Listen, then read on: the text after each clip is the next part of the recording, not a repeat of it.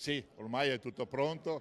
Le bandiere tricolore sventolano in tutta Vittorio Veneto. Saranno 3 giorni davvero intensi quelli che attendono e che impegneranno gli alpini tra il 15 e il 17 giugno per il raduno Triveneto. Una dunata che per gli alpini ha molteplici significati, dato che si svolge in concomitanza del centenario della fine della Grande Guerra. Nella città della Vittoria sono attese almeno 30.000 penne nere, pronte a portare allegria e a scrivere un'altra pagina importante di storia. Tutte le 25 sezioni che costituiscono il terzo raggruppamento dell'ANA, ovvero il Triveneto, più delegazioni di altre sezioni d'Italia e anche dall'estero, quindi saremo in tanti.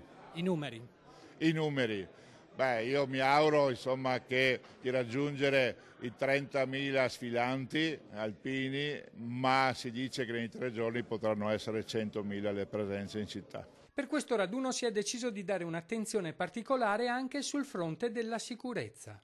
Attraverso i blocchi stradali innanzitutto, da una zona rossa interdetta assolutamente al traffico, una zona arancione dove il traffico sarà limitato, ha dei filtri mirati, oltre i quali passerà solo chi è autorizzato. Tante le iniziative, dallo sfilamento delle salmerie con la lampada votiva della pace alla fiaccolata che convergerà in città partendo da tutti i comuni che fanno riferimento alla sezione, oltre allo scoprimento di una pietra d'inciampo alla memoria con incisa la data dell'evento del raduno posizionata ai piedi dei vari monumenti ai caduti.